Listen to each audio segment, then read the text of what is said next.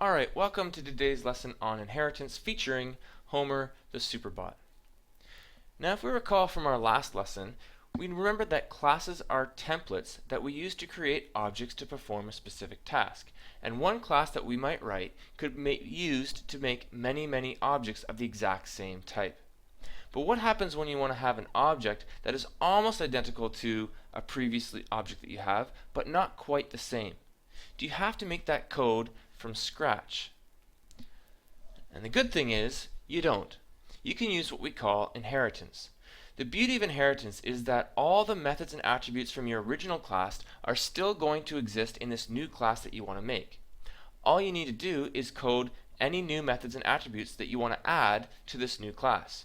And in addition, you can modify any of the old methods from that previous class to make them do something that's slightly different if you wish. When you do this, when one class extends another class through inheritance, the parent class, or the original class you started with, is called the superclass. And the new class you are creating, the inheriting one that's going to get some of the attributes from the previous one, that is called the subclass. It's important to know that objects of a subclass is always an object of the superclass, while the reverse is not necessarily true. An object of the superclass is not necessarily going to be an object of a subclass. And if you're slightly confused, I'll try and explain that using an example. If I was to have two classes, one called a computer science student class and the other just a regular student class, I'd be using inheritance. The computer science student would inherit from the student class. In other words, all computer science students could do all the things that a regular student can do. They can write a test, they can study, they can come to class late, they can come to class on time, hopefully. Right? This means that all computer science students are in fact students because they can do everything a student can do. However, the reverse is not true. All students are not necessarily computer science students because computer science students can all write and understand computer programs, whereas regular students not necessarily can write and understand computer science programs. Now, what does this all look like in the world of coding? If you recall, classes consist of the following three parts: attributes, commands, and queries. The attributes are what we use variables for. We have a variable that is going to describe any attributes of a particular class. And the commands and queries are done using methods. So when we want to first create our class that is going to inherit from some other class, we have to have the same packages being imported at the very beginning. So just like in our robot class, we had to import becker.robot. In our new superbot class that is going to extend the robot class, we will also have to import becker.robot. When we do this, we also have to make sure our first line of code looks like this: public class superbot extends robot. Now if we recall, the keyword public represents the scope of the class, or in other words, where can I use this particular piece of code? In this case, the keyword public means that it can be accessed anywhere that we wish. Again, a subclass is still a class. This is a new class, so we have to say that it is going to be a class. The next bit here is superbot. This is going to be the name of the subclass that we're creating. And then we have a keyword called extends. This is the specific keyword that tells Java that we are going to be inheriting code from something else. And in this case, what we're inheriting from is the robot class. This is the superclass for our subclass. So then what we can do is we provide any attributes. Remember, any attributes that are new to the subclass would be declared at this point in time. But because the superbot is not going to have any new attributes, we're going to skip this for now and we'll come back to this concept in a future lesson. We now need to be able to build a new superbot. So to do this, we have to use the specific constructor service. We do this to create a robot. We have to create a robot because it is of a type of that superclass. We can then modify the attributes of that particular robot within the constructor itself.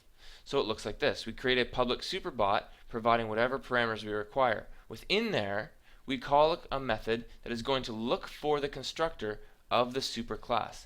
That's what this keyword here does. This keyword super means reference the superclass, in this case the robot class, look for a constructor that has the same parameter list, and then run it.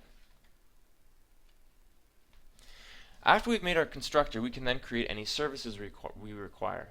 So the superbot is going to have all of the services of a superclass. Remember, turn left, pick thing, move, put thing, etc., etc. But we want to add some extra services that only a superbot can do. So we're going to have to create methods for it. These methods are going to be, in this case, move 3, which will allow our robot to move forward 3 intersections, turn around, which allows us to turn at 180 degrees, and a turn right method that all of you have been complaining about to allow us to turn 90 degrees in a right-hand direction, or a clockwise direction. So here's an example of the turnaround method. So again, right after my constructor, within the class, I would write this particular code for a method. Let's look at what it means. This first keyword again represents the scope. In this case, it's public. Remember, we have 3 options. Public methods can be called by any class anywhere. Private methods can only be called by the class in which they are contained in. So if this was private, then only a superbot could run the turnaround method. And a protected method can be called by that class and any of their subclasses. So if we had a protected method in the robot class, the superbot would also be able to access it, but our main program would not. In general, before I go on, in general, it's a good idea to try and keep things as private as possible.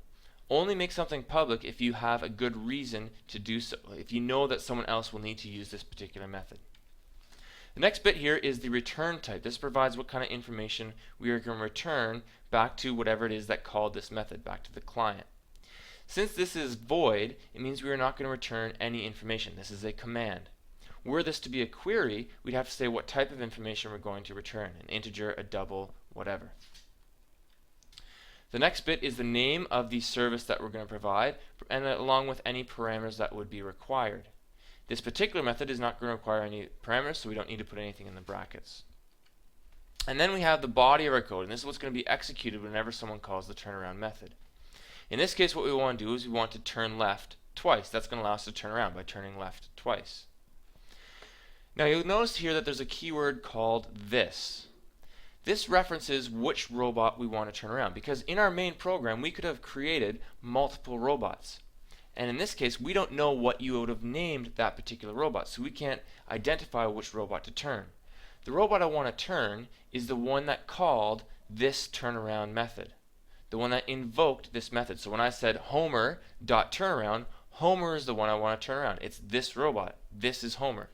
So in this case, Homer is this particular superbot that I want to turn around. So this one will turn left, this one will turn left. Okay, that's it for today. We'll see you in class tomorrow where we can figure out how to use this in an actual program.